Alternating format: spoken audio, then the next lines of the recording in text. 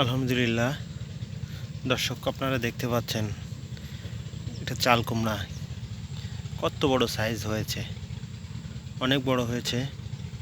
তো এখানে আরেকটি আপনারা দেখতে পাচ্ছেন অনেক বড় হয়েছে আমাদের এই গাছের চাল কুমড়াগুলি। তো এখান থেকে আমরা এই দুইটা চাল কুমড়া বীজ হিসেবে রাখছি, যেটা কিনা আমাদের পরবর্তীতে চারা দেওয়া এবং বীজ সংরক্ষণের জন্য।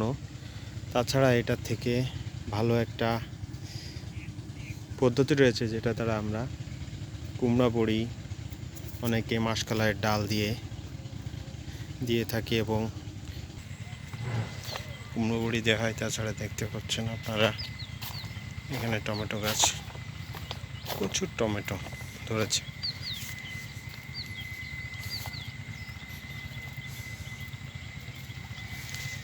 এখানে এখন আমরা আমাদের জমিনে গাছগুলোতে পানি দিব।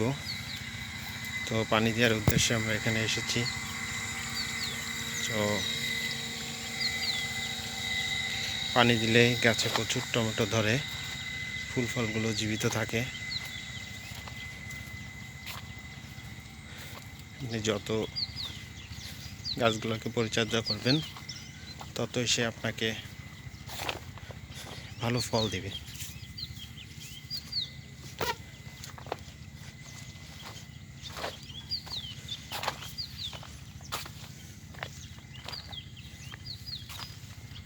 আলহামদুলিল্লাহ।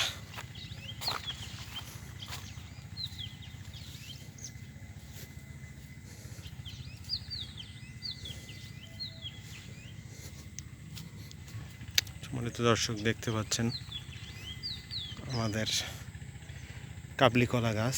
এই গাছগুলোর সাইজ খুবই ছোট এবং এখানে দেখেন আমাদের কলা ধরেছে, কলার কাঁদি।